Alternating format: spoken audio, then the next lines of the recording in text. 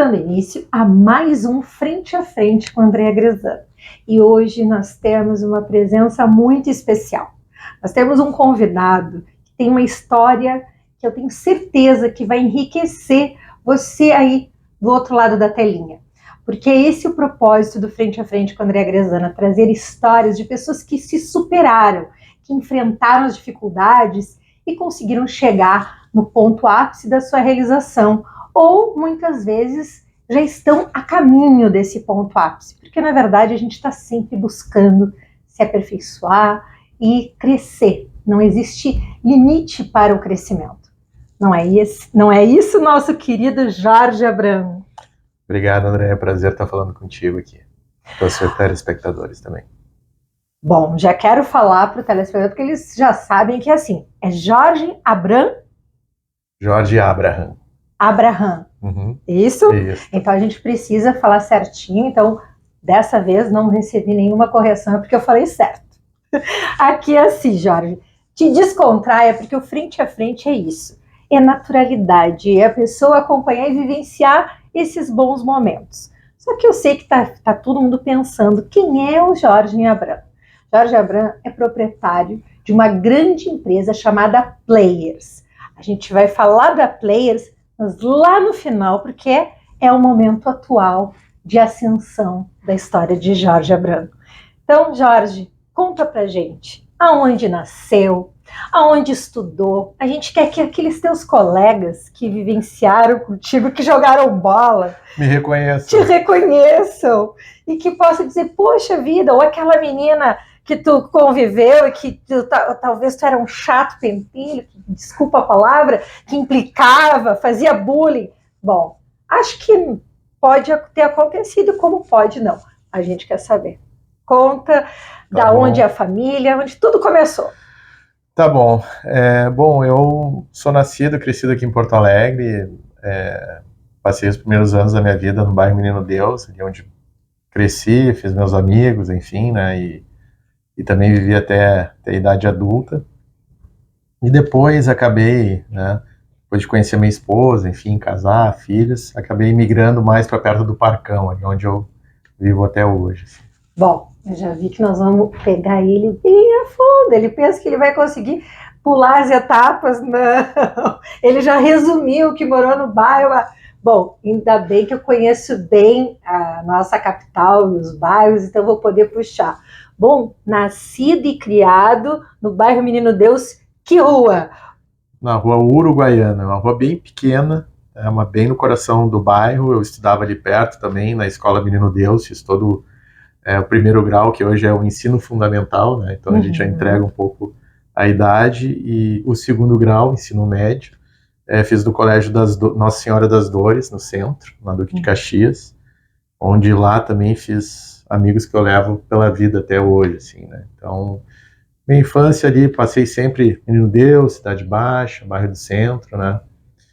Muito em função, assim, de colégio, amigos, enfim, convivência, né?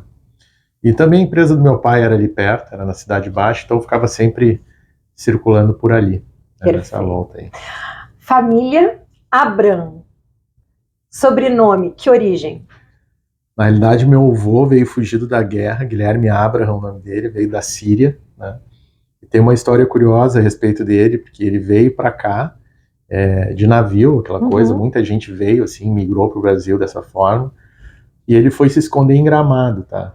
Ele foi um dos colonizadores de Gramado. Existe uma rua lá com o nome dele até hoje. A primeira casa de ferragens de Gramado era do meu avô. Então eu tenho uma ligação, um carinho especial com Gramado, mesmo antes de ser a Gramado que a gente conhece hoje, assim, que pujante, todo o Brasil vem visitar. Eu ia para lá quando tu conseguia fazer toda a programação num final de semana, né? Hoje tu tem que ficar um mês lá para fazer tudo que tem. E é capaz de não conhecer tudo, né? De tão incrível que tem de produto, mercado, atividades. Bom, então quer dizer que a família originária da Síria, isso, meu avô, veio e se estabeleceu lá em Gramado. Exato. E depois vieram aqui para Porto Alegre. Isso, aí meu pai veio para Porto Alegre, é uma outra história, porque meu pai era uma figura muito singular, assim, ele veio com 12, 13 anos de idade de Gramado morar sozinho em Porto Alegre, assim. Que corajoso. E aí ele fez a vida dele dessa forma, né? Começou a trabalhar e estudar desde muito cedo, assim. E aí ele começou a trabalhar numa gráfica como varredor, assim. Foi a história dele, até ele aprender o ofício de gráfico e depois de ter o próprio negócio dele na Cidade Baixa, que é a antiga a Gráfica Sandra, que é o nome da minha irmã mais velha. E lá ele ficou por 50 anos, assim, trabalhando no ofício dele. Então, uma história bem Que maluca, bacana. assim, para os tempos de hoje, né? Uma criança sair de casa muito cedo. Gente, olha como é bom trazer isso, Jorge, porque não é bem maluca, não. É a realidade que eram dos nossos pais, avós, bisavós. Jovens trabalhavam e era orgulho trabalhar cedo, né? E ter coragem de sair do leito da família e vir desbravar numa capital, né? Para empreender. E olha a dedicação desse homem que veio, começou como um varredor, né? Começou como varredor numa gráfica. E depois, aprendendo as atividades, foi construindo e se tornou empreendedor do próprio mercado de gráficos. Então, se tornou um grande empreendedor. Que bacana. Um nome que tem dentro, são 50 anos. 50 anos ele ficou na Cidade Baixa com a Gráfica Sandra ali, número 568. Fantástico, eu tenho certeza que muitos telespectadores aqui do Rio Grande do Sul, de Porto Alegre, deve conhecer lá a gráfica da Sandra Gráfica. Gráfica Sandra. Gráfica Sandra. Bom, mas continuando que a gente quer saber a história do Jorge, mas é óbvio que a gente precisa trazer, porque tudo tem um começo, e o começo vem dos nossos pais, dos nossos bisavós, né? Então, ali se criou Jorge no bairro Menino Deus, estudante, era um menino alegre, extrovertido, arteiro. O que a gente pode esperar de Jorge? Eu era um mais arteiro, assim. Naquele tempo a gente vivia muito na rua, né? A gente passava a infância na rua e dificilmente ficava dentro de casa. Tinha a turma da rua, do bairro, enfim. Então era muito programação ao ar livre, assim, né? As brincadeiras que a gente fazia. Então isso foi uma coisa legal, assim, da minha infância, né? A minha mãe trabalhava em casa, era dona de casa, depois ela virou costureira, então ela trabalhava para fora, assim, costurando em casa. Então ela cuidava da gente enquanto a gente estudava, ia pra rua também, ela que chamava pra gente retornar para casa, ia na janela e gritava, né? Então, era Jorge ou Jorginho? Era Jorginho, porque eu sou o caçula, né, dos meus irmãos. Então, era assim que funcionava a dinâmica e a gente aproveitava bastante, assim, né? Tinha a turma do bairro, as brincadeiras eram ali na frente de casa mesmo, a gente morava num apartamento. Perfeito. Então era a maneira que a gente tinha de se extravasar, assim, voltava da escola, almoçava, fazia a lição de casa e ia pra rua. Quantos irmãos, Jorge? Eu tenho mais 4 irmãos, uma família grande, assim, tenho 2 irmãs e mais 2 irmãos, eu sou o caçula.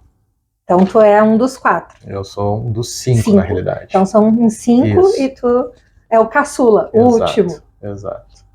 Mas imagina como não devia ser mimado, né? Era mimado, mas cobrado também. Faz parte da vida. Desde cedo. Desde cedo. Bom, viu, gente? Não reclamem que os pais cobrem, porque faz parte. Pai que não cobra, tá errando. É isso aí.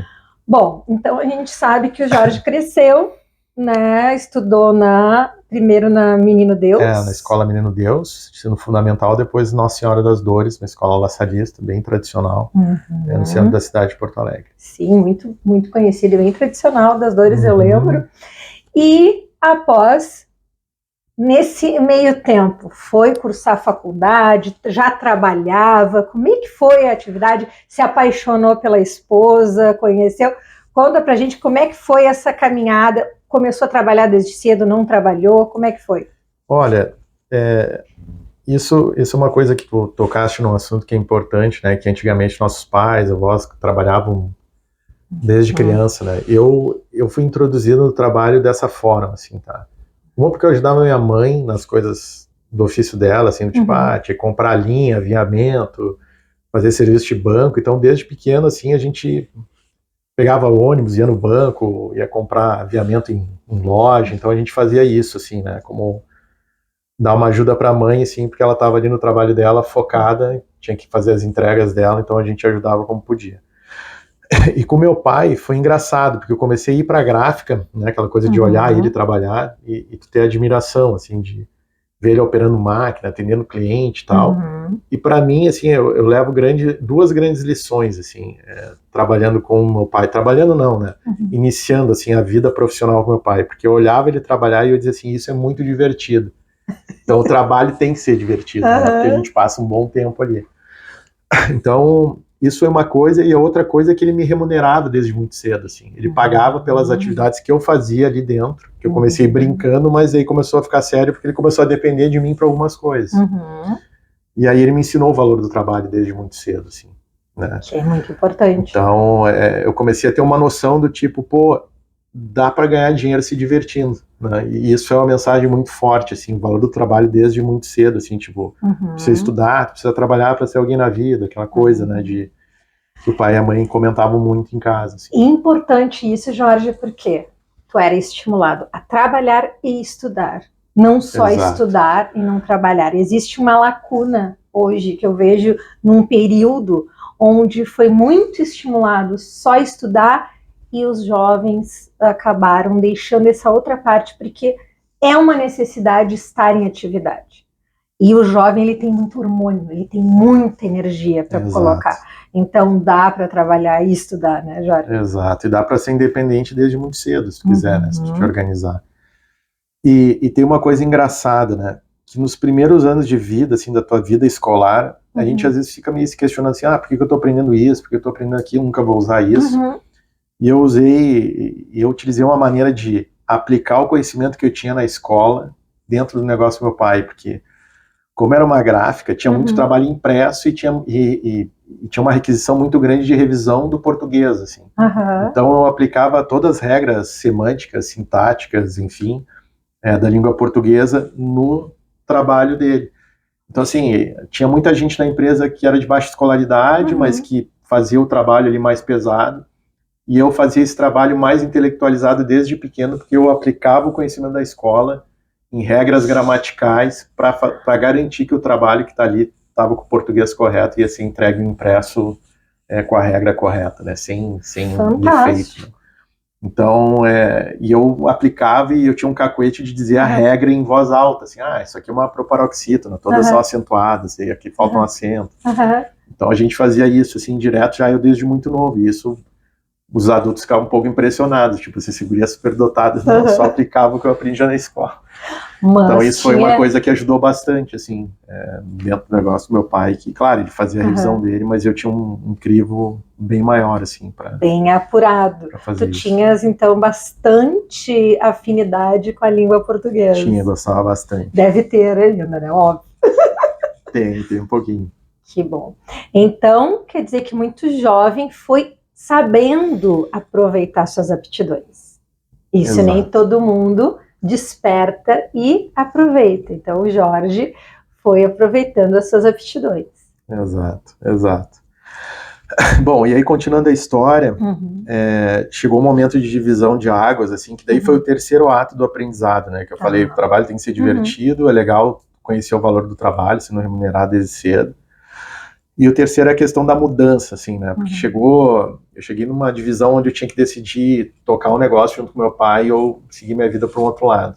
E aí eu estava com algumas ideias um pouco diferentes da dele, de evolução da empresa, enfim, de como fazer as coisas, e ele tinha uma outra visão, assim, né? E ali eu entendi que era um momento de, bom, o negócio é dele, ele é o fundador, enfim, eu vou seguir um outro caminho. Aí eu decidi fazer a faculdade de informática na PUC, né? Isso era em 94, eu entrei na faculdade.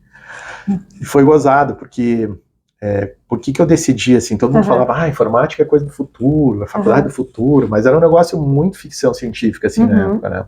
Então, a gente não tinha nem chegado ainda na era de ter essa popularização de notebook, de PCs, enfim, né? Não tinha nem conexão de qualidade, velocidade, isso aqui nem existe. Não tinha nada. O que a gente vive não existia nessa época. A gente já vivenciou algumas coisas, assim, dessa migração do analógico para o digital, né? Mas para acessar um computador, basicamente, tinha que que ir para um laboratório de informática, assim, que tinham as máquinas num aquário, né, numa sala envidraçada, e que tu tinha que ir lá com horário e com permissão, né. Então na faculdade era assim, né, que eu vivia. Mas aí eu sabia que tinha um amigo meu de infância que morava na minha rua, que estudava ciência da computação na URGS, assim. E eu, assim, bem jovem, pedi para conversar com ele, assim. Ele me mostrou que era um computador, ele tinha um computador pessoal, que era um negócio caro pra burro, e ele tinha acesso a isso, e ele me mostrou em modo texto, assim, a tela preta. Disse, cara, aqui tem os diretórios, daí como se fossem pastas, então a gente trabalha aqui dentro, aqui é um sistema operacional, foi me explicando, e eu olhei aquilo e falei, meu Deus, eu quero trabalhar com isso, assim, quero trabalhar em frente a uma máquina como essa, assim. E aí foi que me deu um estalo, assim, pô, isso aí vai ser, acho que vai ter futuro, assim. E foi que eu tomei a decisão de fazer o vestibular e trilhar esse caminho. E aí nesse período, que foi em torno de 94? 94. Em 94, tu deixa a participação junto com o pai. Isso. E vai se dedicar ao estudo, propriamente. Exatamente. Aí eu vou trabalhar com TI. E trabalhando e estudando ou não? No início estudando, e aí tem uma curiosidade, né? Eu entrei na faculdade, a faculdade era muito difícil, assim, porque eu não tinha base nenhuma de programação, e até a gente brinca, né? Eu não sabia a diferença entre uma TV e um monitor, assim, sabe? Até porque elas eram parecidas, gente. E aí eu tive que... Eu era um cara, assim, não era um cara fora da curva, assim, eu era um cara mediano e esforçado, assim, né? Então eu tive que estudar muito, o dobro, o triplo até do que outras pessoas que tinham já conhecimento, dom, enfim. E aí tem uma curiosidade, que a primeira remuneração que eu tive na área de tecnologia foi em decorrência de uma cadeira que eu fui reprovado e que eu estudei tanto na segunda vez que eu acabei virando monitor. E aí eu comecei a fazer uma grana com isso. E aí, às vezes, é a males que vem pro bem, né? Então, eu acabei sendo reprovado, e nessa reprovação também, a minha esposa, que é a minha esposa hoje, ela também reprovou nessa cadeira. Então a gente fez junto. O destino estava traçado. Então isso é uma história engraçada, até que a gente relembra e dá risada. Que legal. Que isso aí acabou nos aproximando de alguma maneira, né? Então, eu brinco, né, que a universidade não me deu uma profissão, mas me deu uma família também, né? Então, me deu uma esposa, meus filhos, então tudo começou. Que bacana. Então, a esposa é do meio de informática também. A Viviane também, a Vivi, minha esposa, trabalha com tecnologia também. Uma ótima profissional, por sinal. Que bacana. Olha como tudo tem um propósito, né? Então, essa cadeira realmente era para unir vocês dois. Me ajudou bastante. Bom, então, nesse momento tu passa a fazer a faculdade, a fazer atividades e ser remunerado no meio de informática, conhece a Viviane, conhece a Viviane, começa a namorar, conta aqui pra gente como é que foi esse... Isso na realidade foi um facilitador, né? Uma porque na faculdade de informática naquela época tinham poucas mulheres, né? É verdade. Então assim, eu já resolvi me adiantar, né? Já vou passar. Aí eu vou me adiantar antes que passe na minha frente. Né? Mas e foi legal porque a gente acabou, primeiro a gente era muito amigo, né? E aí depois isso evoluiu pro que é hoje, assim, pra nossa relação, né? Como casal. E ela me ajudou muito, assim, ao longo da faculdade. A gente se ajudou muito, né? Porque é uma faculdade que requer que tu abdique muito da tua vida pessoal, assim, tá? Por quê? Porque não é simplesmente tu estudar para provas, enfim, ou assistir a aula. Tinha muito trabalho em cima de programação, de desenvolver software, né? Trabalhos longos, extensos, que levavam um final de semana inteiro, assim. Então... foi a época da nossa vida que a gente mais negou convites, assim, sociais, sabe? Sim. Então, isso... Aquela coisa de festinha, viagem... Vamos fazer um churrasco, tem que fazer o trabalho, não dá, não tem tempo. E aí isso nos ajudou porque, enfim, a gente namorava, estudava, então a gente tinha o tempo juntos, sempre juntos, assim, né? Então isso nos ajudou na convivência. E a prosperar, né? E a prosperar, então eu acho que... E depois, mais na metade da faculdade em diante, a gente começou os estágios, né, que é importante, questão prática, né. O pessoal da tecnologia começa a trabalhar muito cedo, isso é uma vantagem, né, e a tecnologia é muito democrática também, porque não é uma profissão regulamentada, né. Então a gente tem colegas hoje que vêm de outros cursos, né? E são bons profissionais, assim. Mas claro, a gente tem uma formação diferente, né? Até o entendimento das coisas, enfim. Então isso, no meio da faculdade em diante, tu tendo que estudar, tendo que conciliar trabalho. O tempo que te resta, a gente até fazer uma brincadeira, né? O que tu faz da meia-noite às 6? Vai dizer que tu dorme, né? Que isso é um luxo, né? Então, assim, não, a gente tem que estudar para a prova, tem que fazer trabalho, enfim, que é o tempo que tem, né? E final de semana, então.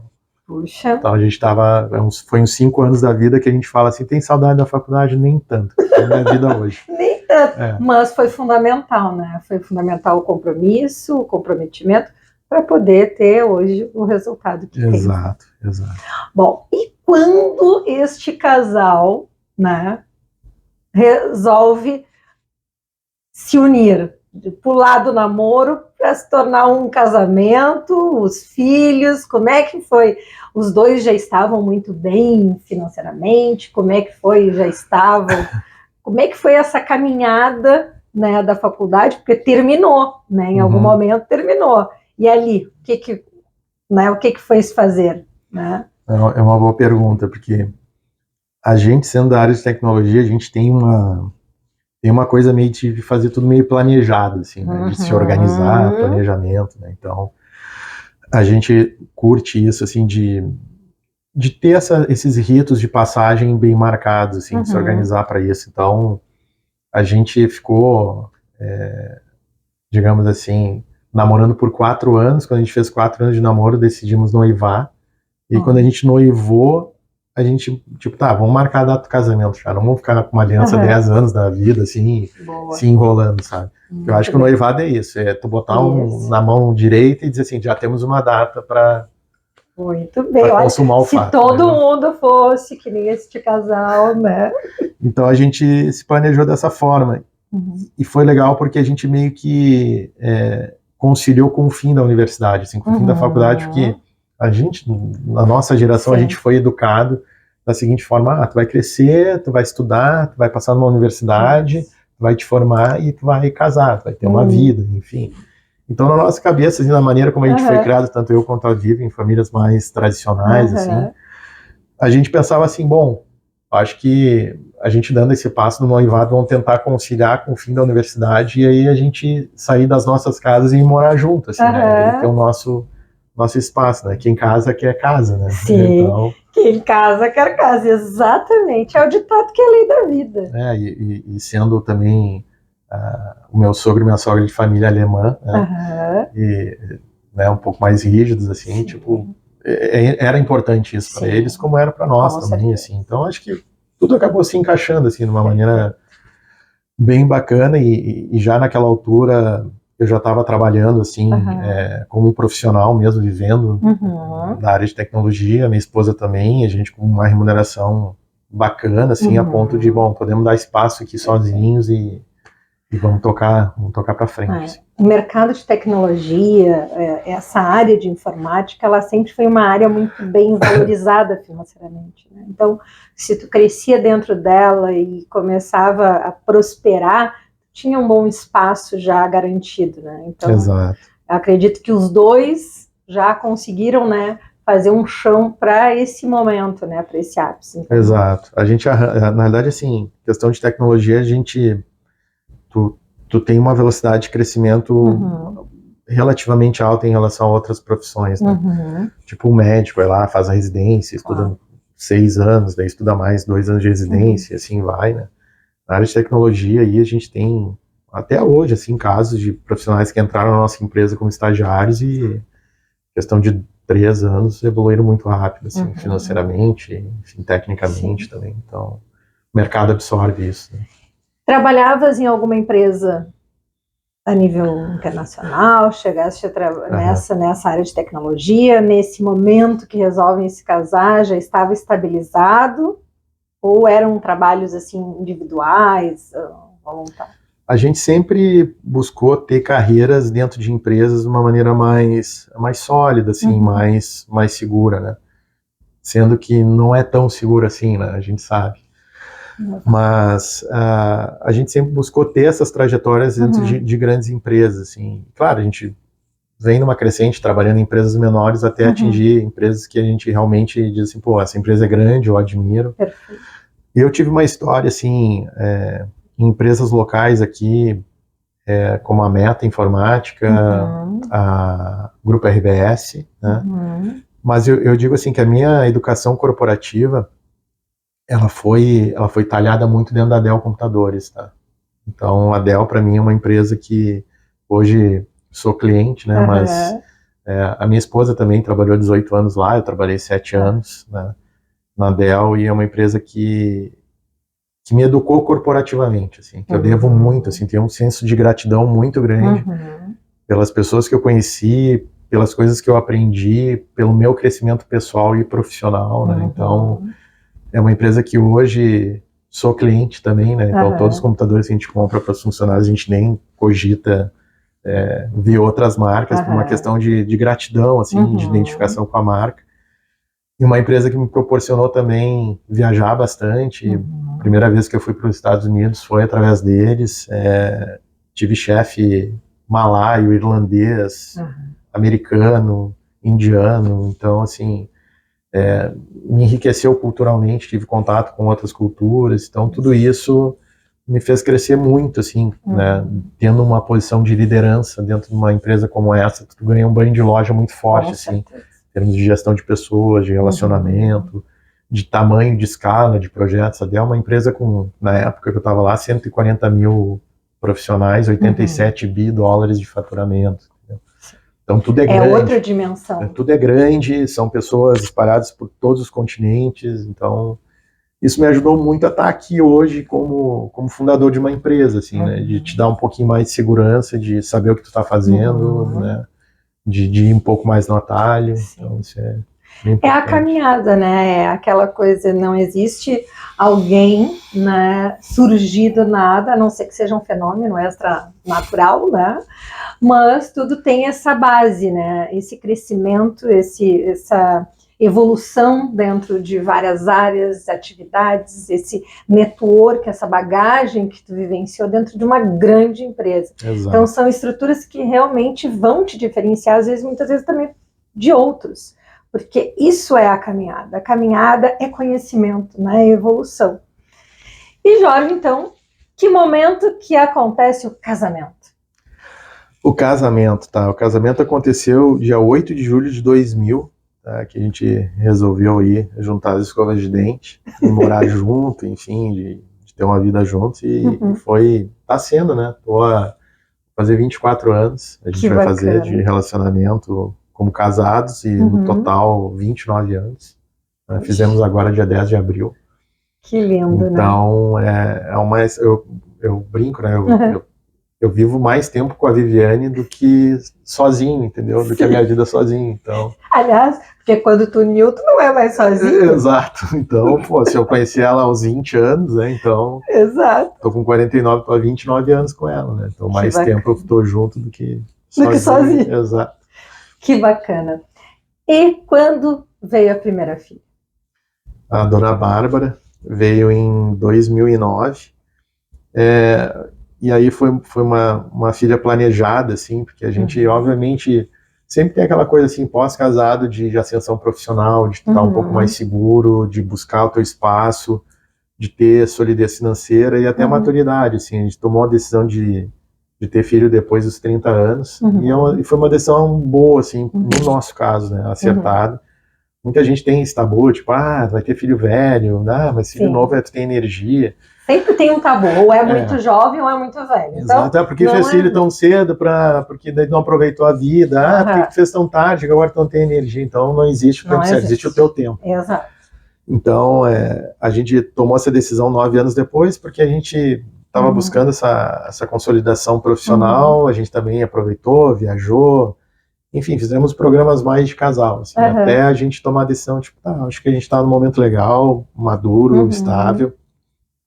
E aí a gente partiu pro primeiro, que foi a Bárbara, e tem o Gustavo, que hoje está com 11 anos, que foi em 2012 que nasceu também. Que amor! Então São os dois personagens lá de casa. Um casalzinho. Né? Exato, que enchem a casa, assim. Que amor. E quanto é importante, né? Porque são eles que, como disse, que chancelam esse amor, né? Porque quando vocês decidiram se casar, foram percebendo com o tempo que tinha que ter um herdeiro, né? Tinha que ter os herdeiros agora, né? Mas que ia ser aquela continuação desse amor e da história de vocês dois, né? Exato. Não, e isso é uma coisa meio... Não tem como explicar, assim, porque é uma vontade, assim, que bate, enfim, né? Mas é uma coisa... É muito louco tudo isso, assim. E nesse momento que surgiram esses... A Bárbara e o Gustavo. Vocês estavam numa fase estável financeiramente? Tiveram sempre uma vida tranquila? Como que foi? Porque a gente sabe que muitos dizem que às vezes do dia para a noite tudo muda e acaba tendo uma surpresa e tendo que recomeçar. Então, como que foi para ti e para Viviane, né? E para Viviane esse momento? Foi pai presente? Trocava fralda? Dava mamadeira? Como é que foi? Ó, eu vou dizer, eu fui um ótimo pai e continuo sendo, creio eu, tá? Pelo menos o NPS lá de casa é bom, assim, tá? É aceitável. Mas eu fui um cara que eu acabei me envolvendo bastante com isso, porque a gente começa a ver o real valor nas coisas cotidianas, assim, pequenas. Tá? E eu tive um chefe americano, que eu lembro numa reunião que a gente teve, assim, e eu falei que minha esposa estava grávida e tal, e ele, cara, me contou toda uma história sobre a paternidade dele, assim, né? E um conselho que ele me deu na época, ele disse assim, cara, faz o que tu puder fazer pelo teu filho, troca a fralda, dá banho, te oferece para ajudar a mãe, porque além de passar muito rápido, o bebê, ele precisa, na realidade, ele só vai entender contigo naquele início uma conexão mecânica, assim, né? Então, tu tocar nele, tu trocar uma fralda, tu dar um banho, é a maneira que tu demonstra mais carinho, que ele entende como um carinho, uma proximidade. E isso cria um elo, um laço na vida adulta, para sempre, assim. E realmente isso funciona, porque uma ligação que eu tenho com meus filhos, assim, tanto eu quanto a minha esposa, mas dá um orgulho na gente, assim, também, né? De a gente ajudar, de se envolver. De ser presente, né? Ser parte, porque é uma criaturinha feita por amor. Exato. E ali ela precisa, né? De vocês atenção, dois, né? Até ela poder começar a se virar, né? Caminhar, se alimentar, ela precisa desse. Então isso foi uma parte, um processo legal, assim, da paternidade, e eu acho que também tu vai educando o teu cérebro a entender que tu é pai, sabe? Isso, então, muito bem. Mas é legal, cada fase tem sido bacana, assim, com a gente, assim. Que bacana. A Bárbara já é uma adolescente? Vai fazer 15 anos esse ano. Tá chegando o momento que o coração do pai vai começar a palpitar, porque a gente dá pra ver, né, que é um pai bem coruja. Pela maneira de falar, que ele é presente, que ele é orgulhoso. Você imagina que ele não vai ser de ciumentinho. Não, eu sou bem tranquilo. Eu sou sério mesmo. Só que vai querer estar junto. E a filha e o filho vão dizer, tá, pai, deu, né? Não precisa. Tudo bem que tu ainda tá jovem, mas a gente não quer tu junto. Acho que vai chegar em breve o momento que é melhor ficar sozinho, né? Então... Eu sei, porque a gente, é engraçado, eu fui mãe jovem, né? E eu me sinto jovem, eterna. E aí, às vezes, eu quero estar junto, daí já... Deu, né? Não precisa estar junto. Aí que eu me dou conta, chega um tempo que eles não querem mesmo, o pai e a mãe junto. Mas sabe que eles têm um fenômeno, e eu acho que isso tem uma questão geracional, assim, da proximidade das gerações que hoje tem, não tinha no tempo com meu pai. Meu pai, com 40 anos, tinha uma barriga gigante, usava calça de tergal, sapato bico fino, fumava e era velho, tido como velho. Assim. Eu tô com 49 anos, gosto de surfar, gosto de correr, gosto de fazer exercício, ouço as músicas que meus filhos ouvem, a gente vai em show junto, inclusive, de bandas. Legal. Então, assim, acho que a gente tem programas que são, que assim, a gente tem muito mais programas em comum do que eu tinha com meu pai, sabe? Eu tinha uma questão, assim, meio com meus pais de afastamento nesse sentido. Mas na minha família a gente discute, conversa de assuntos atuais de uma forma muito equânime, assim, de igual para igual. Sabe? Nisso é verdade. Eu também me vejo mais próxima do meu Com a filho, cabeça das mais aberta, né? atividades, do que o meu pai era com as atividades quando eu fiquei mais adolescente e adulta, né, digamos. Sigo adolescente, né, eu acho. Sempre. Sempre, sempre. Que isso é o que nos mantém, né, Exato. a nossa energia. Bom, mas então, pai amoroso, um bom marido. Tento ser, pelo menos. Já é o início. Aí isso depois a gente pergunta para a Viviane. Né? Isso, tem que falar com a Vivi.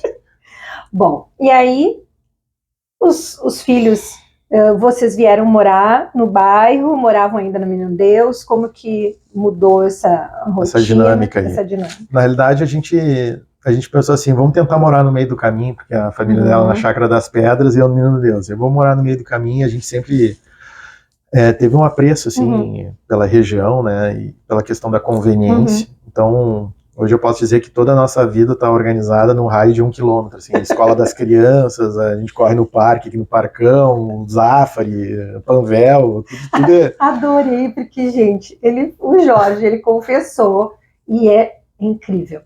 Toda a pessoa do ramo de tecnologia, ele é muito organizado, isso faz parte até das empresas, é que nem eu digo, certo, quando o Jorge falou da Dell, eu que também cresci no meio de tecnologia, de informática, eu sempre digo que eu trago para dentro do meu negócio o ISO 9001 para mim dar uma referência, e certamente a Dell é uma das empresas que tem o ISO 9001, então é o padrão de qualidade, a gente acaba buscando ser organizado, é que nem ser comandante do teu raio, né? Exato. Como tu acabou de falar. Então, tudo está organizado, tudo está planejado. Se sair alguma coisa fora, já tem o plano B, que são as medidas preventivas. Né? É que o preguiçoso é organizado, né? Para ele ter mais tempo livre, né? Pelo menos essa é a minha linha, né? Porque assim, eu não sou organizado porque eu tenho que ser organizado, não. Tem que ser organizado para ter mais tempo livre, daí para poder descansar, fazer as coisas que eu quero. Já vou aumentar uma pergunta que não estava no script. Vamos lá. É daqueles que chega em casa, que a Viviane tem que tirar a toalha de cima da cama? Nada, zero. Isso aí olha, tô... Tênis jogado na sala? Nada. Eu tenho toque até. Tênis tem que estar um do ladinho do outro, organizado. Eu não fico bem com muita bagunça. Sabe que, e desde pequeno, assim, quando eu estudava, sentava para estudar, na minha volta as coisas precisavam estar organizadas, porque senão a minha mente eu não consigo absorver, não funciona. Eu tenho um pouco disso, assim, se olhar, eu tenho um impulso quase natural de me levantar, arrumar, e ajeitar as coisas. Tá tudo arrumadinho aqui, agora eu consigo estudar. Ai, olha, então, tu sabe que eu acho isso positivo, porque eu também acho que todo mundo que vem acho que tudo meio louquinho, né? Porque eu também gosto das coisas organizadas. A Vivi é mais tranquila em relação a isso. Não que ela não seja caprichosa, assim, ela é. Mas eu tenho um nível de toque elevado, assim, em relação a isso. Então, mas algo que a gente todo mundo tem, né? De pertinho, todo mundo tem. Né? Todo mundo tem, com certeza. Eu sou uma que até me considero... Eu sei que a idade, não sei porque, mas me fez ficar mais chata. Eu sempre disse, sempre fui perfeccionista. Mas eu acho que eu acabei me tornando um pouco mais exigente ainda. Mas a gente fica, né? A gente fica porque tem coisas que tu fica mais intolerante, tem coisas que tu já tem ali as tuas manias, né, que tu gosta, que tu te sente bem, que tu te sente confortável em fazer aquilo ali, né? E eu não sei, eu sou um cara de rotina, eu gosto de ter uma rotina, assim. Eu não fico assim, claro, às vezes a gente pensa, pô, o tempo tá passando rápido, a gente tá levando a vida no automático, assim, né? Mas também acho que a rotina, ela te dá estrutura, né, te dá tranquilidade, te dá paz, assim, pra tu fazer as tuas coisas e tem os temperinhos, né? Tu faz uma viagem, tu faz alguma coisa, vai no restaurante, tem entretenimento, tem compromisso filho também. Então... É uma vida mais ideal, né? Eu acho que esse é um modelo de vida muito mais ideal, saudável, porque vocês têm, assim, um equilíbrio, né? Um equilíbrio. Exato. Consegue ter o trabalho, a vida familiar em equilíbrio. Exato. Né? Bom, então, continuando, que eu quero chegar, gente, na Players, né? Então, mudaram de endereço, vieram para um bairro centro, vocês já viram que era para agradar as duas famílias, aí já peguei, né? Porque para não criar um ciúmes, se nós morarmos no Menino Deus, pode gerar ciúmes para outra família. Exato. Então as duas famílias são famílias muito amorosas, pelo que eu já vi. Então, para agradar gregos e troianos, ficaram no meio do caminho. Ótimo. E num miolo bem bom, por sinal. É, muito. A gente gosta bastante. Aqui Mas miolo. olha, para mim, é que nem eu digo, né? O Moinho de Vento é o bairro mais nobre. E a questão é tudo é perto. É o coração, né? É, onde Porto Alegre nasceu, na verdade. Exato. Onde tudo se originou. Se a gente for falar historicamente, realmente é o bairro mais tradicional de Porto Alegre. Bom, e aí, disso aí, as famílias têm um contato, pai, mãe, moram aqui em Porto Alegre, dos dois casais. Como é que é a relação entre pais, né, sogros? Legal. Eu, infelizmente, meus dois pais já faleceram, minha mãe e meu pai, né? E óbvio, tiveram uma participação importante aí com a gente no nosso caminhar, assim, tanto meu da Vivi juntos como casal, né? E eu perdi meu sogro também um tempinho atrás, em uma questão de 2 anos. Então hoje só a minha sogra vive, assim, né? Infelizmente. Mas a gente tem muita memória, tem muita história aí que a gente relembra, dá risada, e é louco isso, porque eles estão muito presentes, assim, né? Meu pai faleceu em 2010, minha mãe faleceu, infelizmente, por causa do Covid, né? Tava super bem, então perdi minha mãe na questão da pandemia.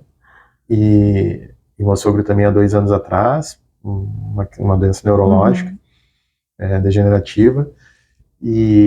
Mas assim, as histórias que a gente conta, às vezes a gente está em alguma situação que a gente fala uma frase que eles costumavam falar e a gente ri, sabe? Então a gente tem, isso é uma coisa legal, assim, que a gente conseguiu manter eles, inclusive com as crianças, na questão das memórias, enfim, das brincadeiras, que a gente às vezes olha para a vida assim, digo, cara, como eles estão presentes ainda, assim, né? É impressionante isso. E é assim que a gente quer lembrar deles, né? Então, que legal. Isso é uma coisa que é bem importante, bem importante. É a base, assim, de onde a gente vem, né? Então a gente é a nossa referência, né? Então... Que bom tu falar isso, Jorge, porque a gente está vivendo uma velocidade tão grande, né? Das coisas, da tecnologia, do desenvolvimento. As pessoas têm uma velocidade, uma ansiedade de estar no celular, ou vendo o que tem que fazer, enfim, e esquecem da história. Histórias são nossos pais, nossos antepassados. Exato. E esses a gente tem que manter aceso para que a gente possa enxergar o futuro. Eles são gênios que batalharam para a gente ter tudo que nós temos hoje. Exato. E falando isso em termos de sociedade, né? A gente acaba muitas vezes atropelando o respeito das nossas origens. Então, muito bacana ouvir isso de ti, que tu mantém acesa a chama deles, porque eles são fundamentais para que os teus filhos, eles não venham a ser pais de filhos que esqueçam das suas origens. Exato. Porque esse o grande, essa grande quebra que eu vejo cultural, é que muitas vezes a gente, sem se dar conta, vai deixando de manter essa chama acesa, e os nossos filhos, que vão gerar filhos, podem acabar se perdendo se a gente não for, digamos, firme, né? Que a gente esteja regando isso. A gente precisa regar. Exato. Bom, então, a gente fica feliz de ver aqui uma família que tem essa chama acesa, que é importante, desse reconhecimento do valor da família. E a gente chega num outro ponto, no ponto que os pais já não estão mais presentes, mas estão presentes em memória e nas atividades. O trabalho, como tu disse, aí a gráfica permaneceu durante 50 anos, e o Jorge, que momento que toma a coragem de largar as empresas que atua e passa a ser empreendedor? Legal. É um ponto importante, tu me falou, perguntou antes, né, mencionou a questão das dificuldades. Vocês tiveram dificuldades, como é que foi? Sim, muitas. Nunca foi fácil, assim, e eu costumo dizer, eu fui demitido 7 vezes ao longo da minha carreira, assim, por inúmeros motivos, assim, alguns voluntários, alguns involuntários, né? Algumas coisas que, minha performance não estava bom, não estava a contento do que a empresa esperava, ou às vezes uma redução de custo, enfim. Então, assim, isso, e é engraçado isso, porque toda vez que aconteceu, nas ordens que aconteceram, eu sempre na minha cabeça eu tinha algo assim, vai ser por uma coisa melhor, assim. Eu sempre mantive esse otimismo, assim, e graças a Deus sempre funcionou, assim, eu consegui sempre subir a escada, assim, ao invés de ficar mal com isso, sabe? Apesar de o processo demissionário não é um negócio legal, assim, não é legal para quem demite e não é legal para quem está recebendo a demissão. Para quem assim. recebe. E eu digo assim, pode ser o líder mais experiente que for, eu tenho uma certa experiência e quando a gente tem que fazer isso, infelizmente, por necessidade de negócio, qualquer outro motivo, nunca é fácil, assim. Não. Tá? E isso me moldou, assim, eu acho que é importante tu ter uma estrutura familiar, assim, que esteja ali contigo, e eu digo, né, a Vivi nesses momentos, a minha família, enfim, sempre estiveram ali para me apoiar e dizer assim, cara, fica tranquilo, vai dar tudo certo. Então esse somatório de experiências, né, dessa casca que a gente cria, veio junto, assim, na fundação da A-Players, né, da empresa. E é engraçado, porque eu comecei a trabalhar desde cedo lá na gráfica do meu pai, e eu acho que ali já tinha uma coisa de empreendedorismo dentro de mim, de vivenciar aquilo ali, sabe? Mas no meu subconsciente, porque depois eu esqueci aquilo e eu sempre pensei assim, vou ser um líder, vou ter uma carreira executiva numa empresa, assim, isso que era... O sonho da mãe era esse, né? Sim. Assim, tu vai te tornar um executivo, tu vai viajar o mundo, tu vai ter um carro da empresa, tu vai ter uma secretária que vai te servir frutas da estação num corner office, né? Esse era e tu tem um cartão de visita. Esse é o Hollywood do sucesso, né? Vocês novos nem sabem o que é isso aí, né? Velho já. Mas enfim. Então... Isso que é bacana, que é a grande realidade. Os pais, eles foram... Hoje, isso que eu te falei, 90% das coisas que eu te falei, nada tem valor aqui, né? Hoje as pessoas pensam em trabalhar remoto, em trabalhar para outras empresas fora, ser independente, ter flexibilidade de horário. Então, uma cultura totalmente diferente. A gente escuta muito isso, mas a gente sabe que a nossa sociedade ainda não está 100% preparada para isso. Porque o jovem, ele, por mais que ele esteja adaptado a esse novo modelo de trabalho, o antigo ainda é que forma melhores, né? E como que eu vou explicar isso? Ele dá melhor o norte, ele prepara melhor. Então, essa questão de viver essa liberdade muito jovem, ela acaba tendo uma ruptura no processo de crescimento e de evolução do conhecimento, porque tu precisou viver a prática, a dificuldade, conhecer, e inclusive tu demorou nesse sentido, porque não é que tu demorou, tu nem esqueceu, tu estava te preparando para tomar a coragem de ser independente. Sem saber. Exatamente, inconscientemente. E aí, diante dessas dificuldades, todas essas somas de experiências de trabalhar em empresa multinacional, pequena, média, grande, enfim, outras culturas, tudo isso veio no DNA da empresa, assim, meio de brinde, assim, meio no automático. E aí a última experiência que eu tive como funcionário, que eu acabei sendo desligado, né? E aí eu até brinco, tem um nome bonito, juntei-me a um layoff, né? Aí o pessoal, tomei um pé na bunda mesmo, traduzindo. Juntei meu layoff, não, tomei um pé na bunda. A gente tem ainda esses tabus, né? A gente tem vergonha de dizer, inclusive, assim, eu me candidatei para a vaga. Aí, se não, me convidaram para participar do processo. Não, cara, tu foi lá, te interessou, né? Então, fui lá, apliquei para a vaga, né? Então, a gente tem um pouco de problema para dizer algumas coisas, alguns tabus, né? Tem muitos tabus nisso. Olha, é bom tu colocar eles, Jorge, não tem problema nenhum. As pessoas têm tabus para dizer que nesses dias o Caruso, que estava aqui contando a sua história, que ele disse, eu sou um vendedor nato. As pessoas têm vergonha de dizer que são vendedor. Querem dizer que eu sou consultora, que eu sou não sei o quê. Vendedor, toda empresa precisa de um vendedor, um bom vendedor. Exato. Encantador de clientes. Mas enfim, e aí o que aconteceu? Essa foi a primeira vez que eu senti uma demissão, que eu pensei assim, pô, eu tô com 42 anos de idade, 2 filhos, um casamento, e eu lembro desse dia olhando para uma janela num dia de sol, assim, aquele inverno seco, assim, com um dia bonito na rua, e olhando para a janela e pensando nessas coisas. E eu falei assim, cara, eu tô preocupado. Foi a primeira vez que eu fiquei preocupado, e eu acho que tem uma questão assim, principalmente no nosso país, uma questão de etarismo muito forte, que eu acho bem complicado. Nos Estados Unidos, eu tenho parceiros de negócio que eu entro numa reunião, cara de 80 anos, assim, e bombando, Exato. cara com experiência, assim, onde eles valorizam a experiência, né? Esse cara já tem marca de batalha, tem experiência, tem vivência, tem contextos, tem resiliência, tem inteligência emocional. Então, assim, e aí tem uma frase do Roberto Marinho que eu gosto muito, né? Que fundou a Rede Globo aos 60 anos. Quando fui jovem, procurei a sabedoria dos velhos. Quando me tornei velho, procurei a energia dos jovens. Então, eu acho assim, genial. Tudo tem uma complementaridade, assim, né? Eu acho que eu tô no meio do caminho, né? Eu não tô tão velho e não sou mais jovem. Então, assim... Ainda tem uns anos para os 60, então eu uso os dois, né? Eu pego os velhos e os jovens e fico no meio. Né? Isso aí, estamos na mesa. A gente tem que usar essa frase, porque ela é uma realidade. É uma realidade. E inteligentíssima. E falta gente no mercado, né? Existe um déficit na área de tecnologia de 600 mil vagas abertas, sem preenchimento. Então... Por isso que eu sempre amei tecnologia. Eu vou ter que, acho que também... integrar mais isso na minha... Falta gente. E aí o que aconteceu, né? Nesse processo aí reflexivo que eu tive, que me pegou dessa vez, eu fiquei muito mal, assim.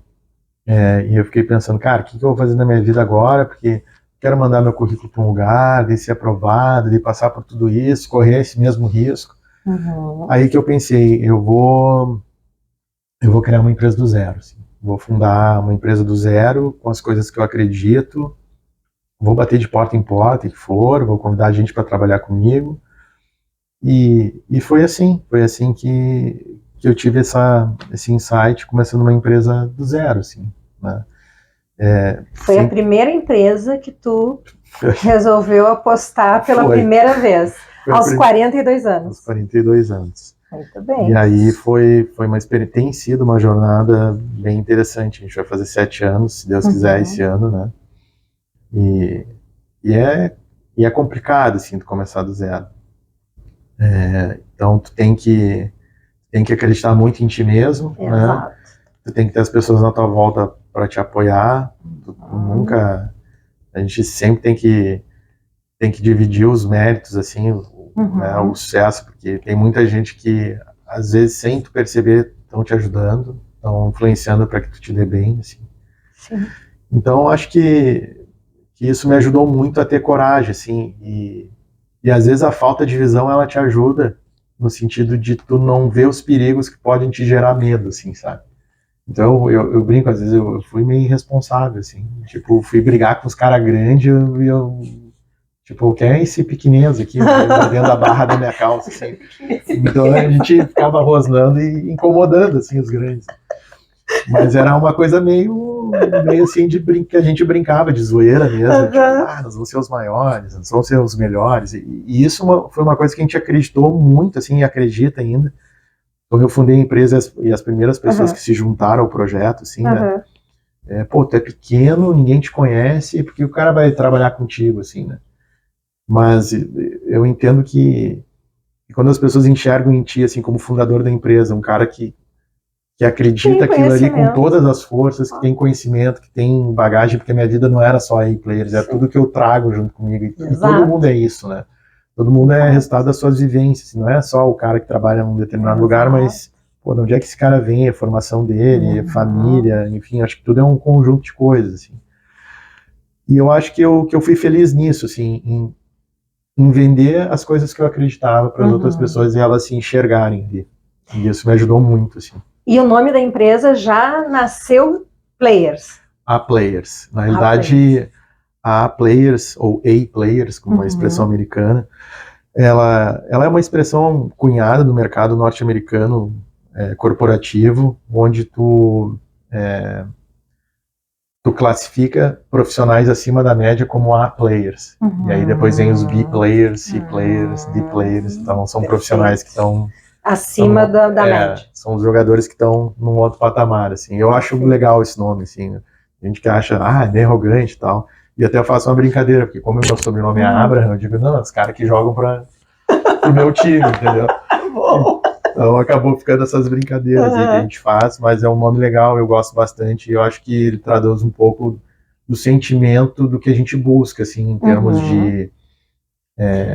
E do que tu queria trazer realmente pro teu sonho. Exato, uma questão assim de ter uma diferenciação, de não fazer uma coisa comoditizada, mas mesmo que seja uma coisa menor, simples, mas muito bem executada, muito bem feita, com responsabilidade, com cuidado, né, com apreço, assim. Então a gente, o cunho da palavra aí, players, traduz muito isso, assim, de a gente, pô, vamos tentar trazer gente boa, a gente é uma empresa de gente, né, então isso é o maior ativo que a gente tem, e esses caras têm que fazer a diferença na vida do cliente, assim. Então é isso que a gente E a lei busca. da atração, né? Tu acreditando, tu vai atrair pessoas que vão ter a capacidade de acreditar. Se tu não acreditar no teu próprio negócio, tu não vai trazer nada que seja de resultado. E a Players realmente passa a ser algo diferenciado, né? Visto como algo diferente. Exato. Bom, então a Players que está além do padrão.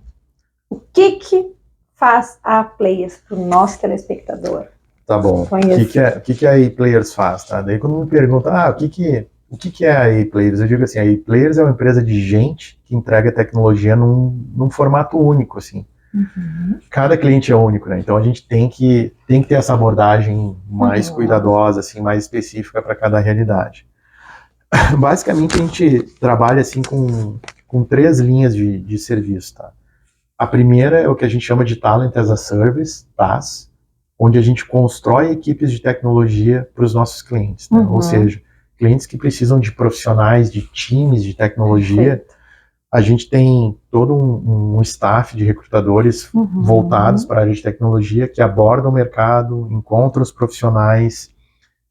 A gente usa essa palavra storytelling, né? A gente conta a história da oportunidade, quem é a empresa, quais são os desafios, enfim. Perfeito. E a gente conecta esses profissionais, pluga eles nas estruturas dos nossos clientes, né? Então, o cliente, ele faz toda a gestão funcional, ou seja, ele distribui as atividades, engaja esses profissionais em projetos das suas empresas, e a gente faz toda a parte de gestão de pessoas.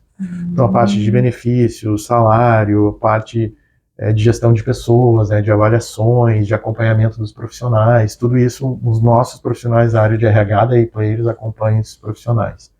Então, assim, clientes que precisam contratar gente urgente ou escalar o seu time, crescer em número e precisa de agilidade, eles contam com a gente. A gente trabalha qualquer tipo de tecnologia, qualquer tipo de perfil profissional dentro da área de tecnologia. Perfeito. Então, deixa eu trazer para o nosso telespectador que está acompanhando que talvez não tenha esse contato, essa conexão. Então, a tua empresa faz a gestão direcionada à área de tecnologia, a empresas de tecnologia. Digamos, que a Dell precisa de uma equipe comercial, né, e que ela não tem tempo para ficar testando esse funcionário vai dar certo, ou na parte técnica, né? Comercial é mais fácil, digamos, não tanto, mas na parte técnica que eu preciso de um operador, preciso de um cara que vai fazer o suporte nos computadores, nas máquinas gigantescas dentro do setor privado, né? Porque a Dell, a IBM, são empresas grandes que precisam de uma tecnologia diferenciada e um profissional muito diferenciado. Vocês fazem esse apanhado de buscar esse profissional. A gente, na realidade, tem times terceirizados só com profissionais de tecnologia trabalhando para qualquer tipo de negócio. Perfeito. Então, na realidade, assim, o nosso core business é tecnologia. Então, a gente tem esses times com profissionais, programadores, analistas, engenheiros de dados, enfim, toda essa turma aí de tecnologia que trabalha, né, provendo tecnologia. A gente terceiriza esses times para qualquer tipo de business, tá? Então, a gente tem business na área de serviço, bancário, financeiro, logística. Então a gente tem várias verticais, tá, que a gente tem, agrobusiness. Então, a gente tem várias verticais de negócios que utilizam times com profissionais da ePlayers, que são profissionais de tecnologia atuando dentro dos seus negócios. Então, a iPlace, ela é a terceirizada contratada. Exatamente. Então, em vez de eu contratar... A gente é um parceiro terceirizado. Em vez de eu contratar o profissional na ponta e ter responsabilidade dos encargos daquele profissional, eu contrato a iPlayers que me entrega todos esses serviços. Exatamente. E assim, pacote de serviços. Entregamos o time completo para você, enfim, fazer a gestão funcional dele para fazer as suas entregas de projeto. Isso tocou num ponto importante, porque com o tempo a gente começou a empresa nessa modalidade que a gente chama de outsourcing também, né? Sim. E outsourcing quer dizer tu ter a fonte fora, né? Você não ter o profissional ali, mas contar com um parceiro especializado. A gente também... Só interrompendo, lembrando que essa palavra outsourcing foi muito usada em projetos de suprimentos de impressão em parques de máquinas em empresas, ao qual eu geri muito também dentro do estado. A ideia é a mesma. Exatamente. E a gente, com o tempo, tiveram clientes que disseram assim, Jorge, eu vejo que a iPlayers tem uma habilidade muito grande de abordar o ecossistema de tecnologia, encontrar bons profissionais, montar times para si e terceirizar esses times para os clientes. Mas a gente gostaria que vocês fizessem isso, encontrassem o profissional, mas para eu poder contratar. Então a gente criou também uma linha de tech recruiting, né, de recrutamento tech. A gente não é uma empresa de RH, só para dizer, a gente é uma empresa de tech, mas o RH é uma parte importante do nosso trabalho, né? Ou seja, a gente, sendo uma empresa de serviço, a gente precisa ter um RH forte para encontrar talentos, né? E a gente resolveu terceirizar essa inteligência, né? Então tem grandes empresas que dizem assim, cara, eu não consigo nem dialogar com o mercado de tecnologia, eu consigo falar com o desenvolvedor, enfim, vocês são de tech, conseguem penetrar nessas comunidades. Então eu quero que vocês... Tá aqui o que eu preciso, né? Eu quero que vocês me tragam profissionais para eu validar, e eu validando, eu contrato esses profissionais. E a gente passou a ter essa nova linha de serviço, né? Foi uma coisa que surgiu a pedido dos clientes, porque disseram assim, cara, eu não quero terceirizar contigo, mas eu quero contratar, quero usar a tua inteligência para contratar para mim. Né? Para filtrar esse profissional. Exato, porque às vezes muitas áreas de RH não têm essa competência, eles não conseguem fazer. Né? Até porque é um mercado muito difícil de analisar a capacidade realmente do profissional que está executando. Exato. E nem sempre só a capacidade, né? O comprometimento. Né? Soft skills. Né? É uma área que tem gente muito inteligente, mas a dificuldade, às vezes, de enquadrar esse profissional dentro da empresa, dos moldes da empresa. Exato. Porque são profissionais muito mais livres, né? Vamos falar nessa linguagem mais popular, são pessoas mais livres, que não gostam de regras, né? É um perfil um pouco diferente e esse perfil mudou, né? Porque tem a questão de geração junto, então tem toda uma discussão que a gente vê aí, coisas que a gente escuta aí de quiet quitting, né, por exemplo, que é um conceito onde isso é muito pertencente a essa geração, tipo, só vou fazer as coisas pelo qual eu sou pago, assim, nada mais, nada menos. Isso é horrível. Né? Horrível. E tem uma outra também chamada fat firing, que é assim, eu vou trabalhar até os meus 35 anos, virando noite, acumulando dinheiro, e vou me aposentar com 35 anos. Sabe que eu adoro? Sabe que essa eu escutei num dos programas do... Como é que é o nome aquele famoso, dono de uma agência grande lá em São Paulo, que tem um programa... Não me lembro agora, sou péssima para nome. Mas eu adorei que eu estava vendo a seleção dele na empresa dele, dos caras que é um reality, ele vai selecionando, e aí o cara... Os justos? Os justos, exatamente, os justos. E aí o cara era o preferido dele, aí pegou e respondeu exatamente, eu estava vendo e disse assim, odiei esse cara, ele chegar com 35 anos e dizer que vai juntar todo o dinheiro do mundo, depois vai para o mar surfar.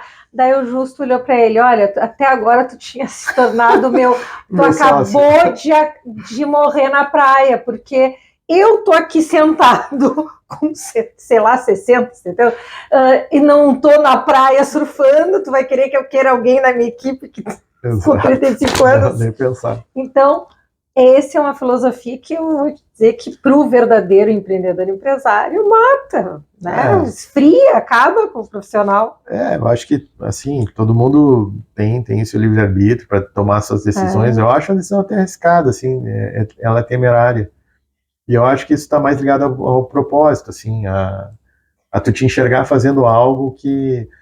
O trabalho não é necessariamente algo que tu vá das 8 às 5, né, bater um cartão, entre aspas, receber um salário e é isso, assim. Mas eu acho que tem outras coisas que com o tempo a gente vai revendo os conceitos, vai vendo assim, pô, eu acho que eu consigo contribuir mais fazendo esse trabalho, consigo ser bem remunerado, consigo me relacionar, consigo fazer coisas até que eu não pensava que eu conseguisse fazer, né? Então, acho que é por aí. E isso é uma jornada, assim, né? É o tempo, né? É o tempo. É o tempo que vai maturar. Um jovem que me disse que é porque ele não chegou a Até porque se ele trabalhar sempre virando noite até os 35 anos, ele vai ter que ter um bom plano de saúde, né? Para pagar, provavelmente ele vai ficar doente, né?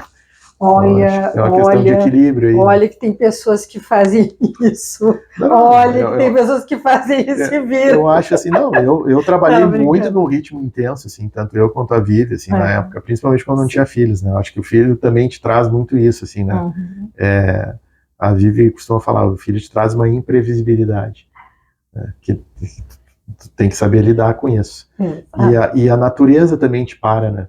Ou tu fica doente, ou tem um ser ali que precisa que tu pare e fazer o que tu tiver que fazer. Não pode estar falando com a pessoa mais importante do mundo, vai ter que parar para atender o filho chorando, ou para levar num compromisso, ou no médico, enfim. Então, graças a Deus é um filho, não é um telefone, tu parar para ver o telefone, né? Que hoje acontece. Hoje acontece. Mas antes de a gente dar continuidade, eu quero, antes que eu esqueça, né? Perguntar. Esse mercado de tecnologia, a gente está conversando, falando, a gente entendeu agora o que é iPlayers. A-Players. Isso? A-Players.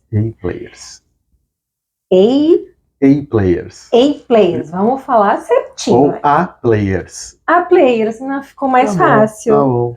Aí vamos portuguesar um pouquinho. A-Players. Bom, A-Players. A pergunta que não quer calar, porque a gente está conversando e vendo que o mercado de fora valoriza o profissional de mais faixa etária, de mais idade. Como que é aqui no Brasil? Aqui no Brasil a gente se baseia muito, assim, eu estou dizendo não que eu faça isso, mas por demanda de mercado, muito numa descrição do trabalho, assim, né? Muito na sopa de letrinhas, assim, principalmente na área de tecnologia, né? De conhecimento técnico, enfim. Não na idade. Não na idade. E na realidade, assim, ele é um mercado um pouco cruel, no sentido da velocidade das coisas, né? Então o profissional de TI tem que ser muito adaptável à mudança, assim. Tem que estar aprendendo coisas novas, aquilo que tu aprendeu ontem já não serve mais, ou vai ser base para um outro conhecimento, muda paradigma, como a gente fala, né? E aí tu tem que aprender e ter uma corrida do ouro nisso. Hoje a gente fala inteligência artificial, né? Pô, quem é que programa voltado à inteligência artificial, né? Então, pô, é um outro paradigma, né? Que as pessoas têm que se atualizar, e é até daquela correria, aí procura profissional, não tem, inflaciona mercado, tem um que outro que começa a aprender também, a tecnologia não tem...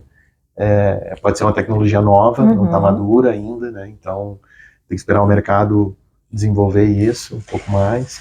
A gente também, além dessa parte de terceirização, não mencionei, a gente representa a gente é parceiro de duas empresas multinacionais, duas marcas globais. Uma que é a Atlassian, uma empresa australiana, e ela tem soluções em nuvem, onde a gente trabalha conceitos mais técnicos, assim, ferramentas que ajudam na colaboração entre os times para trabalhar remoto, enfim, a fazer gestão de projetos, gestão dos ambientes de tecnologia, né, organização das informações no ambiente de tecnologia. E a Monday.com, que é uma empresa israelense também, que ela tem uma ferramenta de CRM, que é uma ferramenta para organizar o ambiente de vendas, né, na nuvem. E eles também têm uma outra ferramenta que busca reduzir o número de planilhas, documentos, informação descentralizada, e ele se propõe a ser uma console única de toda a informação, onde os times todos colaboram, enxergam a mesma coisa, tem ali todas as fases de atividades entre departamentos ou dentro de departamentos, e eles organizam toda essa informação. A gente trabalha desde o licenciamento dessas soluções até a implantação da solução, treinamento, suporte, enfim. tudo isso. Então a gente tem times de consultores especializados nas ferramentas desses fabricantes que fazem implantação em clientes em todo o Brasil. A gente tem clientes no exterior também, a gente tem uma empresa nos Estados Unidos que atende um cliente importante nosso lá fora. Tem mais uma perguntinha antes de a gente ir para o momento que a gente adora, que o telespectador fica esperando. Esse segmento tecnologia está totalmente ligado com a maioria das indústrias dentro de todo o mercado brasileiro e internacional. Nós estamos com um crescimento, né? E na verdade como é que eu vou explicar, uma comercialização, uma comunicação muito voltada hoje ao automóvel elétrico. O que me gera muita dúvida, isso é uma coisa que eu vou trazer em outros programas, é a capacitação dessas pessoas com a mecânica, na verdade, com equipamentos que são monoblocos, que são módulos eletrônicos e baterias. Com a tecnologia totalmente ligada a isso, hoje a tua equipe, a iPlayers, também atende o segmento automotivo? Sim, a gente tem clientes na área, um cliente na área automotiva que a gente atende, e isso é engraçado isso, porque o automóvel, claro, tem todo um princípio de engenharia em cima do automóvel, né? Ou até digamos assim, da parte de máquinas agrícolas, né? A gente tem um cliente do agrobusiness que trabalha basicamente com implementos, maquinários pesados na área agrícola. E hoje esses veículos, né, seja um trator, seja um automóvel, enfim, né, não só a questão do carro elétrico, mas cada vez mais tudo gira numa ciência de dados, assim, né, de informação que aquele veículo vai gerar, tá? Isso é uma coisa. Então, a gente sai de um princípio de engenharia, mas o carro cada vez mais se conectando com a parte de informática, de ciência da computação, de programação, de estar ligado a mais código do que uma peça física. Né? Eu até brinco, né, quando eu vi no início o carro da Tesla, esses carros elétricos que tem só um visor, assim, eu dizia, pô, é um tablet com roda, né? Eu particularmente gosto de carro motor a combustão, assim. Eu também. Mas é uma tendência, né? Tá vindo com força, a gente está vendo isso. E eu acho que essa questão desse paradigma novo de carro elétrico, ele está mais ligado muito mais a sistemas, assim. Né? Então acho que a relevância também do profissional de TI, da área de tecnologia, ligada a isso, no entanto, que até fabricante de celular está produzindo carro elétrico, né? Exato. A Xiaomi é um exemplo, né? Chinesa, e os chineses estão mais adiantados nisso, né? Sim. Então acho que tem um link aí, tem uma conexão, né? A gente sabe que vem esses modismos, né? Todo mundo e a iPlayers está preparada para atender também com equipes nesse... Basicamente, sim, com certeza, porque tudo que tange a área de tecnologia, né, o que precisa da intervenção humana, né, de um profissional de tecnologia, a gente se intitula como uma A-People Company, né, uma empresa de gente. Então sempre vai ter que ter o profissional de tecnologia ali pensando na arquitetura de alguma coisa, de algum sistema, de alguma coisa que precisa ser feita que vá embarcada num veículo. Né? Perfeito. Então... Bom, antes de a gente ir para os comerciais, estamos na AirPlace no momento ápice. Né? A AirPlace fica localizada dentro de um dos maiores coworkings do Brasil, a Flowwork, e é uma empresa que hoje participa de grandes eventos, congressos, está entre os grandes players também, a iPlayers. Já chegou na tua realização ou ainda busca algo mais? Olha, eu sou um cara grato, assim, sou um cara muito realizado. Não, a minha ambição ela é mais gradativa, assim, ela é mais crescente. E isso é engraçado, eu mantenho o discurso de quando eu vim aqui para a Flowwork, né, que é onde é a sede da nossa empresa. A gente tomou uma sábia decisão de vir para um coworking, que nos provesse toda a condição de estrutura física para que a gente pudesse focar no que a gente tinha que fazer. E aí, tu sendo pequeno, isso tem um peso maior. Mas assim, a gente sempre pensou em ser o melhor e fazer bem feito, porque isso nos levaria a um crescimento, e não ao contrário, pensar assim, vamos ser grande para depois ser bom, sabe? Aham. Então a gente sempre pensou assim, cara, a gente pode ser pequeno, mas a gente tem que ser muito bom. reconhecido e muito bom a ponto de a gente gerar uma demanda e gerar um microcaos, um problema de, ter muito cliente para atender, como é que a gente cresce, né? Que são as dores do crescimento. Então a gente, hoje, comecei a empresa em 2017 sozinho, hoje somos 75 pessoas, né? Então a gente teve um crescimento significativo, tem profissionais do Brasil inteiro, pessoal distribuído, mas a nossa sede aqui é na Flowwork, aqui que é o nosso escritório no Sul, mas a gente tem gente espalhada aí, né, pelo território inteiro, e isso é uma das coisas da nossa cultura de o pessoal trabalhar de casa, de onde se sentir melhor, e a gente dá essa autonomia, mas com responsabilidade, né? Obviamente que a gente busca resultado com isso, e a gente tem como medir isso. Mas essa é uma decisão muito acertada, assim. Então, a questão, né, que tu me perguntaste da minha ambição, do crescimento, ela está muito ligada a fases, assim, de a gente, conquistamos isso aqui, vamos tentar não dar um passo para trás, qual é o próximo passo, né? Com medida.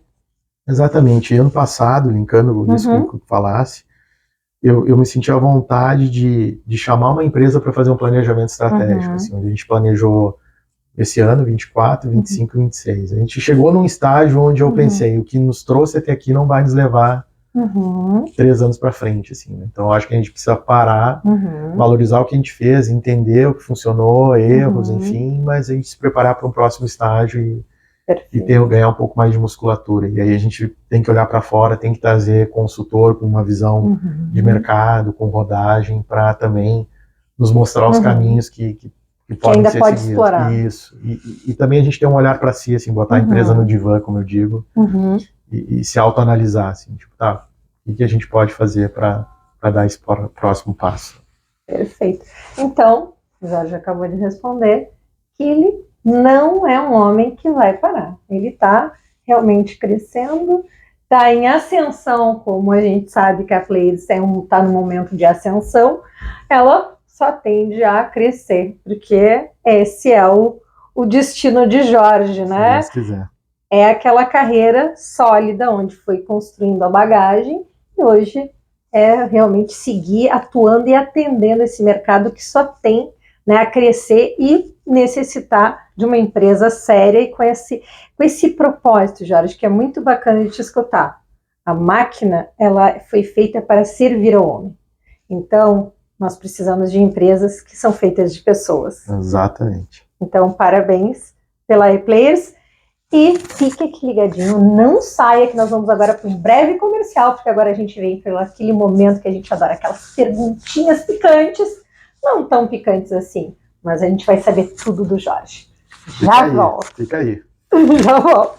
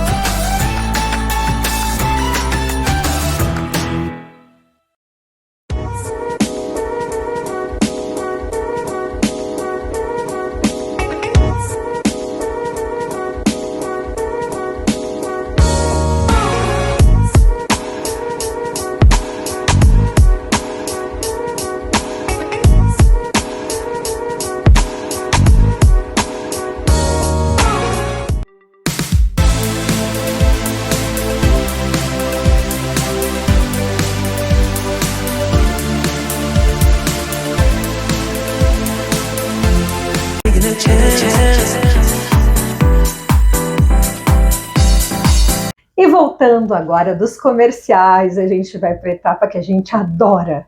Vamos ver se o Jorge vai ficar pensando para responder ou se vai responder imediato. Ai. Agora chegou, batam os tambores. A gente adora brincar. Aqui é super leve, é assim, viu, Jorge? Ó, já percebi. Já tiramos o sorriso do Jorge, já valeu a pena. Jorge, a gente quer saber assim, ó, tu pode responder o que vem na cabeça. Tá bom. É sem filtro. Eu prometo. Tá? Então vamos lá. Comida favorita? Churrasco. Uma cor? Azul. Uma palavra. Gratidão. Uma fruta. Morango. Um sonho. Um mundo sem violência. Um lugar. Praia do Silveira, Garopaba. Um filme. Jerry Maguire. Um livro. São tantos. Código de computador. Olha, um livro que me marcou bastante foi O Segredo da Riqueza através dos séculos. Um livro bem interessante. Uhum. Uma série. Breaking Bad. Olha, ele falou com tanta emoção. Chegou a ser elegante. Breaking Bad. Vou ter que ver que série é essa. É bom. É bom. O que rola nesse Breaking O que rola? Bad? Rola sobre o que a pessoa faz pela família, assim, até onde ela vai para fazer algo que até é ilícito para deixar a família bem, só que depois ele não consegue voltar a ser quem ele era, né? E aí ele cruza uma linha do bem e do mal e ele não consegue voltar para o bem. Então ele fica meio que numa crise, assim, para tentar salvar a família de alguma forma. Mas eu não vou te dar tanto spoiler. Não me dá, porque agora eu vou ter que assistir, porque ele falou com tanta É legal. uma entonação. Essa série é aclamada, assim. Fã, já vi, fã. Fã total. Um carro. Um carro. Porsche. Ou escolha, né? Uma viagem. Uma viagem. Aí tu vai achar graça. Termas do Gravatal, Santa Catarina. Ai, que coisa boa, né? É um lugar feito para relaxar. Sabe por quê? E na realidade foi a Vivi que me apresentou. Uhum. É um lugar onde a gente tem as memórias de família mais legais, assim. E isso... tu pode viajar para qualquer outro lugar no exterior, mas assim, tu ter a tua família ali com coisas simples e com coisas legais, assim, que te conectam. Foi com o pai, com a mãe, com os filhos. A minha mulher ia desde os 8 anos de idade, ou seja, há mais de 40 anos. E ela me levou quando a Bárbara tinha 3 meses de idade, ou seja, ela tá com 14. Há 14 anos que eu vou pro Gravatal todo ano. Que e legal. As crianças nasceram e cresceram lá. A gente conhece todo mundo. O cara que vende picolé, o barbeiro, a tia do restaurante. Isso não tem preço, né? A gente faz tudo a pé, aquele tranquilo. Lugar de chegar e sentir é um lugar parte simples, também. legal, bacana. E a gente tem várias memórias. Que legal. Um lugar na infância? Um lugar na infância? Cruz Alta, na casa dos meus primos. Olha, que legal. Uma cidade? Uma cidade, Londres, que eu conheci agora esse ano. Demais. É bonito. Muito legal. Um país? Um país, Brasil. Eu gosto do meu país, com todos os problemas. Eu também, eu sou brasileira. Eu curto, cara. Uma pessoa? Minha mulher, claro. Uma música? Uma música? Nossa, aí tu me pega, mas... Everybody Wants to Rule the World, do Tears for Fears. Acho irado. Bom. Um cantor? Fred Mercury. Uma cantora? Uma cantora, Elis Regina. Muito bem. Uma banda? Uma banda? Puxa vida, tem várias. Eu vou de Queen. Um ator? Um ator. Vocês fazem perguntas difíceis. Porque elas são fáceis, mas são difíceis. Mas é justamente o que é mais fácil, às vezes é o mais difícil, meu né? Deus. Cara, eu gosto muito do Jim Carrey. Uma atriz? Uma atriz.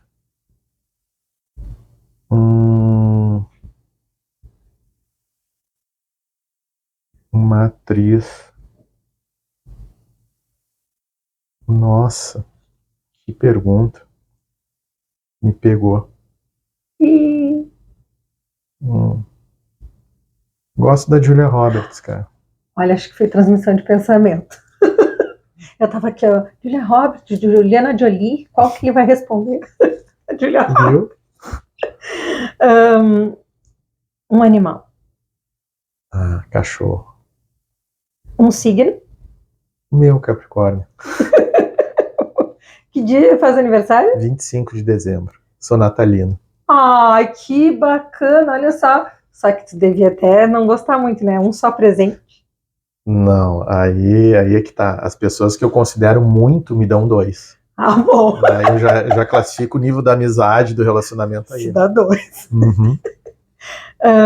Religião, Católico. política, Política. Honesta. uma data, Uma data. Acho que aí tem. É difícil. é uma, viu? É uma.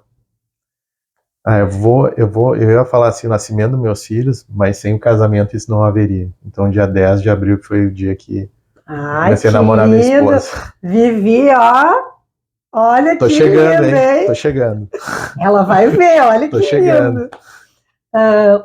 Um professor, Um professor. Um professor. Foi a tia Marli na 4ª série. Essa me marcou. que Em bacana. todas as dificuldades que eu tinha de aprendizado, assim, por N questões, ela nunca desistiu de mim quando eu já tinha desistido de mim. Que Então, legal. E realmente, como o professor, ele marca, e né? só hoje eu me dou conta dessas coisas, que a gente é criança, passa tempo da adolescente, nem dá bola, mas depois que tu tem consciência, maturidade das coisas, seja assim, do fato de tu ter filhos também, né? E tu vê o trabalho do professor, o quão difícil é. Na 4ª série. 4ª série. Olha, eu vou ser obrigada a também interromper, que as perguntas são para o Jorge e eu vou ter que mandar um beijo, uma homenagem, porque ele falou 4ª série. E eu tive uma professora que é inesquecível, que eu vivia na casa dela, na 4ª série também, que é a professora Liege. Eu sou apaixonada. Eu era o grude da professora Liege, de que ela tem um carisma, a gente se reencontrou depois de anos, mas ela foi fundamental. O carinho, né? Eu acho que tem um momento que marca, né, o acolhimento. E que era o professor de todas as matérias, né? Na época, exato. A gente tinha todo um... Que dificuldade, né? Imagina tu dar todas as matérias. É verdade. Olha, tem que ser um já santo, dá uma, né? Só, já é difícil. Ela era uma santa, eu digo. Que coisa. E com um amor para nos tratar com carinho, porque o jovem, a criança, né? É criança. Ela precisa de orientação, ela precisa de um afago, precisa também de rigidez. Disciplina, né? Disciplina. E ela conseguia fazer isso com maestria, porque a gente não considerava como, né, a rigidez ou a exigência, porque ela tinha uma suavidade para lidar. Bom, mas vamos continuar, que é contigo. Um amigo. Um amigo. Léo, meu amigo de infância. Ó, Léo, tá aqui, Léo. Uma amiga. Uma amiga. É meio injusto. Não assim. É meio chavão, tá? Mas a minha esposa é bem minha amiga. Ai, assim. Que lindo, Vivi! Olha só. Ela era muito minha amiga antes de a gente casar. Continua sendo minha amiga. Então, olha, tu é tudo. Tu é esposa, é amiga. Né? Nenhuma amiga ganhou esse espaço. Poxa vida! Olha, tu tá com toda a bola, viu? Tá bem, tá bem. Tá bem, também minha altura é 29 anos. Né? Tem que ser, né? Um ídolo. Um ídolo. Ayrton Senna. Esse cara era ele era demais, né? Esse cara era bom. Uma mensagem para o nosso telespectador. Puxa vida. Uma mensagem.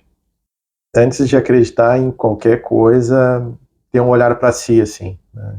Eu acho que essa é a parte mais importante, porque eu costumo até brincar, né? Em alguns momentos eu digo, no início do dia quando tu acorda, ou no final do dia, é tu contigo no espelho.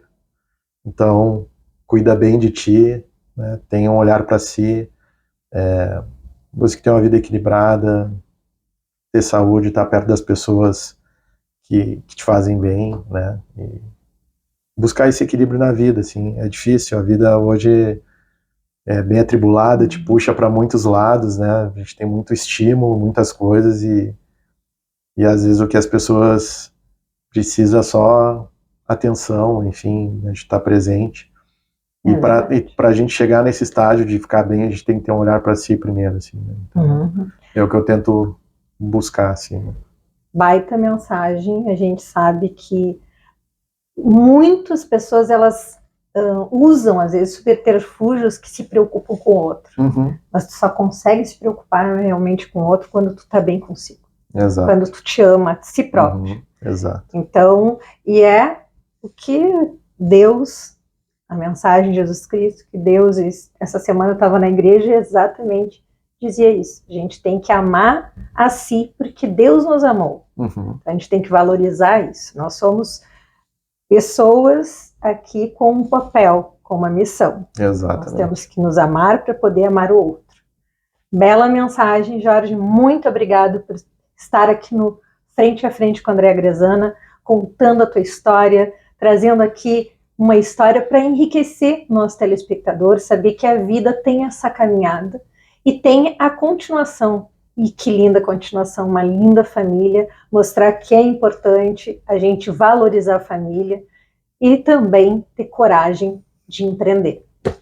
Obrigado, André, pelo convite, fiquei honrado aí com a tua lembrança e parabéns pelo Frente a Frente e sucesso do teu programa sempre. Obrigado.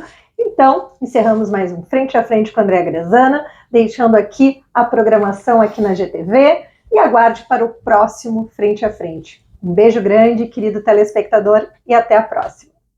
Tchau, tchau.